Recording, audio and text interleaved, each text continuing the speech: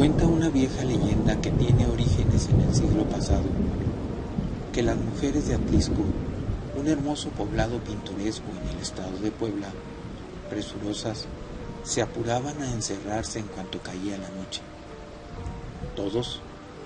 Todos en aquel poblado se encerraban, llenos de miedo, atrancando puertas y ventanas de sus casas, ponían en ellas cruces de ocote en forma de estacas y tijeras cruzadas debajo de la cama o de las almohadas. Plantas de ruda, de romero, de hierbabuena circundando la casa, y en los tejados sendas cruces pintadas con cal o sal. Luego, al caer la tarde, ya con las primeras sombras de la noche, los murmullos callados elevaban oraciones a la luz de las veladoras a sus santos, velando el sueño de los bebés y los niños más pequeños para no permitir que las brujas entraran a buscarles, porque según su tradición, entre más chicos y tiernos, eran para esas endemoniadas mujeres un manjar predilecto, máxime si aún no habían sido bautizados.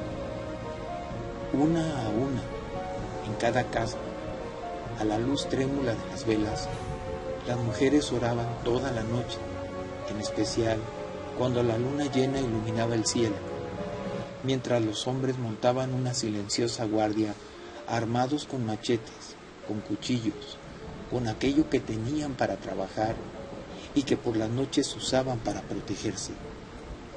Todos se santiguaban con temor. Trataban de hacer los menos ruidos posibles, orando para que las bolas de fuego que se observaban desde lejos en el cerrito de San Miguel no volaran cerca ni sobre sus casas. Se persignaban y persignaban a sus criaturas, niños de 5 años hasta los recién nacidos, que eran los favoritos de las desagradables brujas que olfateaban a los infantes desde las alturas. Aquellas luces en forma de bolas de fuego volaban sin quemar nada, sin apagarse, deteniéndose en el aire, sobre las ramas de los árboles, flotando lento, desplazándose entre ellos aún entre la tormenta, entre la niebla, en medio de la oscuridad, acechando los caminos, los lugares más desolados y al pueblo entero, casi en silencio, merodeando las casas en busca de algún infante. Contaban, pues, quienes les han visto recorrer los cielos, los bosques, las faldas de los cerros, que sus estridentes risas ensordecían como ecos venidos de otro mundo. Desvestidas hasta la médula, las piernas de aquellas desgraciadas mujeres, elegidas selectivamente por el adversario, volaban sin rumbo alguno, tratando de saciar sus deseos, bautizadas por el pueblo como Tlahuelpuchis, como Mometzcopinqui o como Yalán Bequet. Aquellas damas, poseídas en cuerpo y alma por tan imponente figura oscura, abandonaban durante las noches el lecho de su hogar, dejando marido, perro y familia a cambio de un recorrido incierto por las infernales estaciones preparadas para ellas. Volando lejos a veces, demasiado lejos quizás, pero recordando siempre volver antes que el primer rayo del alba les alcanzara y con el primer canto del gallo no pudieran recuperar su forma humana, poseídas por el demonio ya entrada la noche, cuando todos en su casa dormían, se acercaban sin hacer ruido al fogón y repetían Yalán Bequet, que significa en Tzotzil baja carne, baja carne. La piel se desprendía entonces y quedaba el puro esqueleto. Entonces, válidas de sortilegios y hechicerías, se quitaban las piernas, las acomodaban a un lado de la hornaza del fogón y al instante se ponían en su lugar las patas de un totolote. Entonces venía la monstruosa transformación, una aberrante mezcla entre ave y una mujer entrada en años.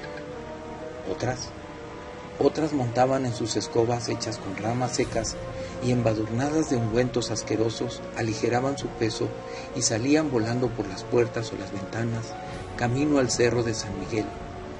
Dicen que esto sucedía todos los días al llegar la noche. Llegaban, se reunían al pie de la escalinata de piedra, ya que no les era permitido subir cerca de la capilla, y cuando estaban todas reunidas, se dejaban caer hasta casi tocar el suelo, y ahí, en ese instante, se convertían en bolas de fuego.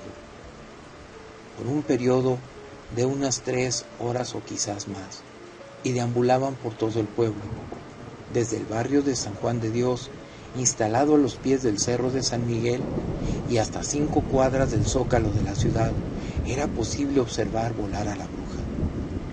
Ellas viven en el cerro de San Miguel, y varios ya fueron testigos por la noche de las bolas de fuego provenientes de ese lugar, decían espantados los vecinos del poblado. A la mañana siguiente, con las primeras luces del alba, el llanto desgarrador en alguna casa del poblado se mezclaba con el tañer de las campanas del pueblo anunciando un nuevo día. Aquel desgarro era causa indudable de la infame visita de una bruja, un bebé más que amanecía muerto en su cuna o alguna persona que había sido encontrada tirada en la calle sin vida. Día a día, esto se estaba volviendo una desagradable cotidianidad, una realidad que ya nadie quería como algo de todos los días. Esto ya era demasiado. Poner aquellas cruces y aquellas tijeras, orar con devoción todas las noches, ya no era suficiente, porque a diario había hogares enlutados por aquí y por allá. Esto no podía seguir de ninguna forma, y al entender que en aquel lugar no solo los niños pequeños, sino en general todos estaban en peligro, fue que entonces, mezcla del miedo y del enojo, se reunieron algunas personas que antaño ya habían lidiado con estas cosas. Un grupo de valerosos ancianos que tomaron cartas en el asunto, que decididos a encarar a estas aberraciones, armados tan solo con sus rosarios, con sus escapularios, decidieron ir de noche al cerrito de San Miguel a ponerle ya un hasta aquí a este terrible asunto. Y así lo hicieron. A la caída de la tarde, emprendieron el camino del cerro y buscaron un lugar apropiado para esconderse y esperaron. Con la llegada de la noche, observaron desde su escondite cómo poco a poco se iban acercando algunas sombras. Sigilosamente, primero una, después varias, y cuando al fin todas aquellas infames estaban reunidas a la luz de aquella hoguera en la que empezaron a danzar frenéticas, la luz tenue las delató. Aquellos ancianos las empezaron a reconocer. Ah, claro que sí.